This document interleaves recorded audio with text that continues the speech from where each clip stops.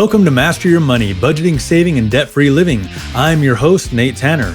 Here on the show, we use the Triggator Triangle, budget, save, pay off debt, to help you build a spending plan that fits your life, grow your savings with purpose, and knock out debt with confidence. Now, if you've been listening for a while, you know that a core part of the Triggator philosophy is having a plan. But sometimes things shift, sometimes even outside of your control, and your plan gets tested. Today, we're talking about one of those shifts. Not an emergency, not a surprise expense, but something that can still shake your financial foundation if you're not ready for it. Legislation. Recently, a major federal bill passed, and it's being called the OBBBA, and it's going to impact taxes, benefits, and how your paycheck shows up in real life. Now, before your eyes glaze over or your blood pressure rises, take a breath. This episode is 100% non-political. I've read through the actual bill so that you don't have to, and I am here to help you adjust your plan, not to argue policy. Here is what we're going to cover. What tax changes are happening and which ones are now permanent. How Medicaid and SNAP eligibility and funding are shifting. What these changes could mean for your paycheck, benefits, and peace of mind. And how to prepare your Triggator Triangle to stay steady through it all. Because knowledge isn't just power, it's peace. And when the rules change, your plan doesn't have to fall apart. You just need to know how to pivot. Let's get into it. Tax changes in the OBBBA. All right, let's start with what's changing on the tax front, because this is where most people will feel the impact first. There's a lot of information for this one, so stick with me. I'm going to go really fast. The standard deduction is now permanent. So back in 2017, the standard deduction was doubled, meaning more of your income was shielded from taxes. But that change came with an expiration date. Well, the OBBBA just made it permanent. That's a win for simplicity and predictability. If you've been using the standard deduction instead of itemizing, nothing changes for you, except now you're locked in for good. Tips are temporarily tax-free with limits. Here's a big one for service workers. Tips are now excluded from taxable income, but only up to $25,000 per year. There's also another catch. If you make more than $150,000 annually, this benefit, it phases out. And it's only effective until 2028. So if you're in that industry, this could be a short-term boost, but it's not forever. Overtime gets a break too. Similar to tips, overtime pay is now partially tax exempt, up to $12,500.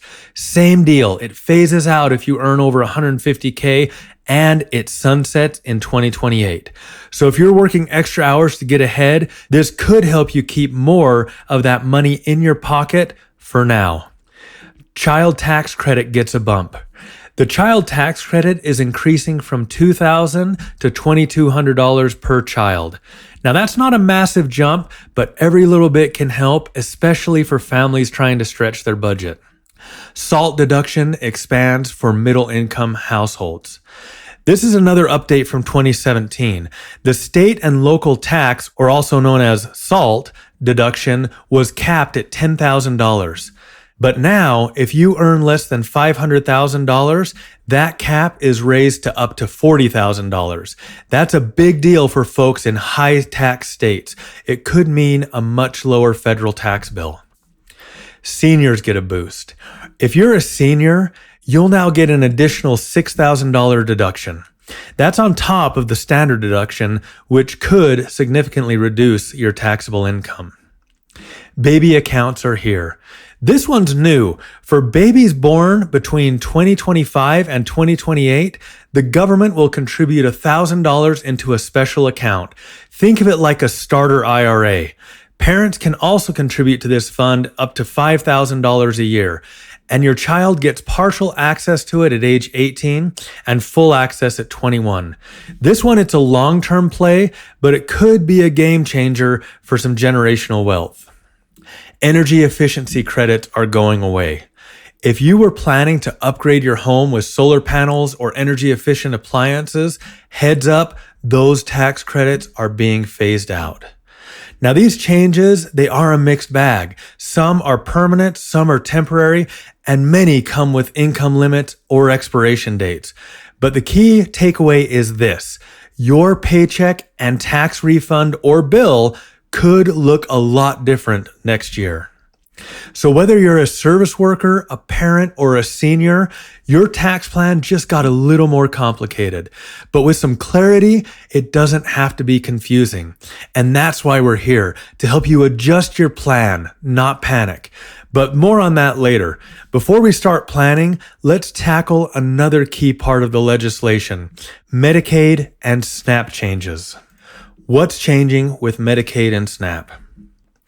Now that we've covered taxes, let's talk about something that's going to affect millions of Americans more directly than any deduction ever could: benefits, specifically Medicaid and SNAP. Under this new legislation, there's a new requirement coming for certain adults who receive these benefits. It's called community engagement. So what exactly is community engagement? In plain terms, it means that to continue receiving benefits, some adults will need to show that they're participating in work or work-like activities. Some of these things could be a job, whether it's full or part-time, self-employment, unpaid work for a family business, volunteering or community service, participation in a work program, or being enrolled at least half-time in school or a training program. The benchmark: 80 hours per month. So that equates to 20 hours a week. So who does this apply to? This doesn't apply to everyone. In fact, the bill outlines several exemptions. If you fall into one of these categories, the requirement doesn't apply. You're under 19. You're pregnant or recently gave birth. You have a qualifying disability. You're elderly. You're already on Medicare. You're incarcerated, you're living in a medical institution, or meet some other specific hardship criteria. So while this rule is broad, it's not universal. There are built-in provisions for people in vulnerable situations. What if life gets complicated? That's a great question. This bill gives states the authority to grant short-term hardship exemptions. Let's say you're hospitalized, living in a disaster zone, or you're in an area with unusually high unemployment. Your state can step in and say, hey, this person needs a break from the requirement right now. It's a flexible clause meant to account for real life. Now, what happens if you don't meet the requirement? If someone doesn't meet the community engagement requirement, they won't lose coverage immediately. They'll receive a 30-day notice, a heads up that gives them time to either show that they're in compliance or provide documentation for that exemption. During that 30-day window, benefits will continue, and recipients will have the right to a fair hearing if there is a dispute. When does this start? This isn't happening tomorrow. The new requirements are scheduled to take effect in 2029. That gives states time to prepare, and it gives individuals time to understand what's coming and how it might affect them. So that's the Medicaid and SNAP update. No spin, just the facts. Now that we've covered the facts, let's talk about what they mean for your paycheck and your peace of mind. Planning for the changes. All right. Now that we've walked through the tax updates and benefit changes, let's talk about what to do with this information. How to plan, not panic. Let's start with some good news. If you take the standard deduction, you can breathe a little easier. That double deduction from 2017, it's now permanent. That means your lower tax bill is no longer on borrowed time. It's now part of your plan. So if you're a standard deduction filer, this is one less thing you have to worry about. You've got some stability here. If you're in service or rely on overtime. Now, if you earn tips or work overtime, you might see some extra money in your paycheck thanks to the temporary tax exclusions. But here's the key word: temporary. These changes, they are going to expire in 2028. So while it might feel like a raise, Don't let lifestyle creep sneak in. That extra money, it isn't forever. And if you build your lifestyle around it, you could be in for a rude awakening once it disappears. Think of it like a limited time streaming deal. Great while it lasts, but don't build your budget around it unless you want a cliffhanger in 2028. Instead, use this short-term boost to strengthen your Triggator Triangle. Add to your peace of mind fund, throw extra at your debt snowball, or finally automate that savings habit that you've been putting off. Because we all know what happens when extra money shows up without a plan. It disappears, and it usually takes your progress with it. If you have kids, you're going to be getting a little extra from that child tax credit, or maybe even a baby account if you're welcoming a new little one soon. That's great, but treat it like found money, not dependent on money. Tax credits and benefit programs can change quickly, so use the extra money wisely, but don't build your spending plan around it. If you're on Medicare or SNAP and not exempt, I want to talk directly for just a moment. If you are listening and you're on one of those benefits and you don't fall in to one of the exemption categories, you might be feeling overwhelmed right now. Let me say this very clearly. You can do this. You have some time. The new requirements, they don't take effect until 2029. That's nearly 4 years to prepare, and you're not alone. If you haven't already, I encourage you to go back and listen to episode 46, From Survive to Thrive. In that episode, we talk about micro goals, tiny doable steps that move you towards something bigger. Here's how to start. Set your end goal. What would it take to cover your healthcare and groceries each month? That's your target. That's not your today. Work backwards. What's one small step that you could take to move towards that number? Here are just a few ideas to get you started. Self-discovery. Is there a skill that you've always wanted to learn? Could it become a career?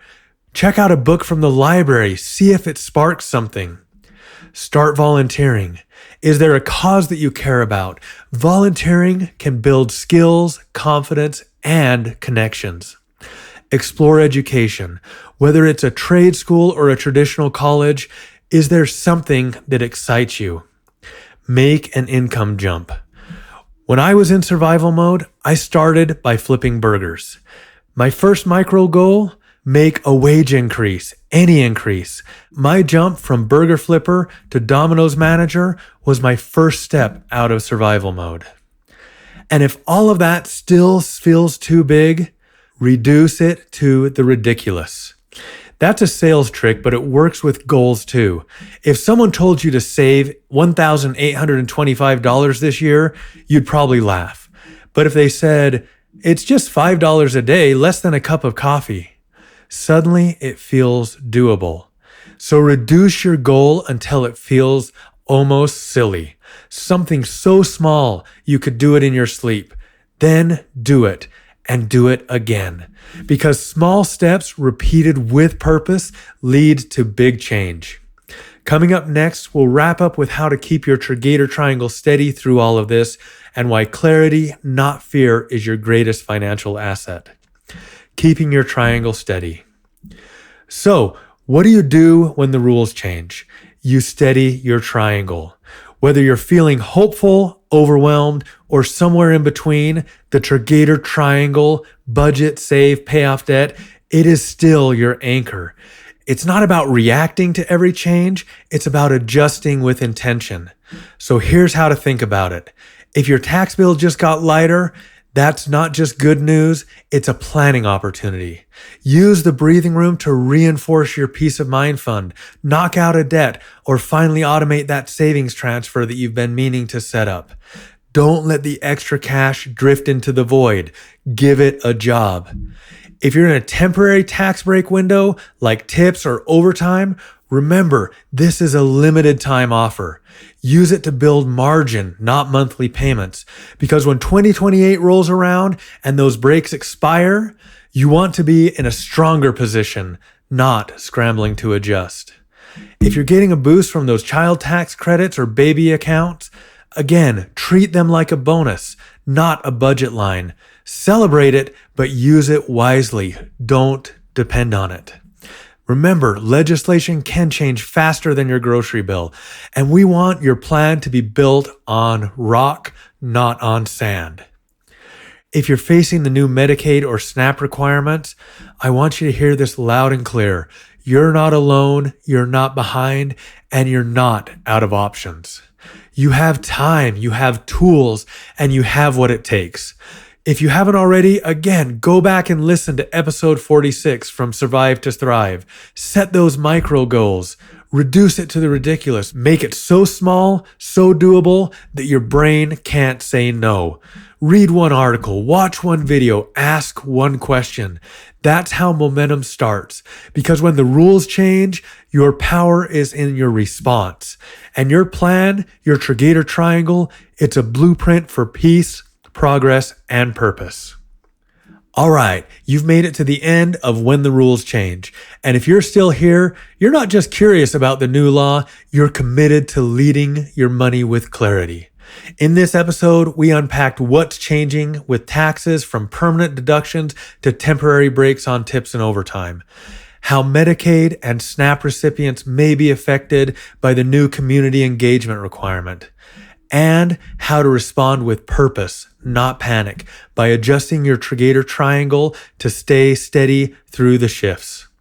Because here's the truth. When the rules change, your power is in your response. You don't need to overhaul your life. You just need to lead your plan with intention. So here's your challenge. Pick one change from today's episode that applies to you or someone you care about and take one small step to prepare. That might be automating a savings transfer while the tax break is in effect, running the numbers in your peace of mind fund, starting a micro goal if you're preparing for that 2029 benefits change, or simply writing down what part of your triangle needs the most attention right now. Because when you assign your money with purpose, you don't just adapt, you lead. Got a question about how the new law affects your plan, a win that you want to share, or a budgeting oops that turned into a breakthrough? Email me at podcast@Triggator.com or message me on Instagram, Facebook, or X @Triggator. If this episode helped you, don't just listen, lead. Follow the show and keep building your budget, savings, and debt plan with purpose. Leave a review, especially if this episode helped you feel more confident, not more confused. Share this episode with a friend who is trying to make sense of this new law. And don't forget to follow @Triggator on social media for tips, encouragement, and behind-the-scenes content. Coming up next time, the Rhythm Reset, habits that keep your money on track. If today is about adapting to change, the next episode is about building consistency. We'll talk about how to create a 15-minute weekly money rhythm that keeps your triangle strong without burnout or overwhelm.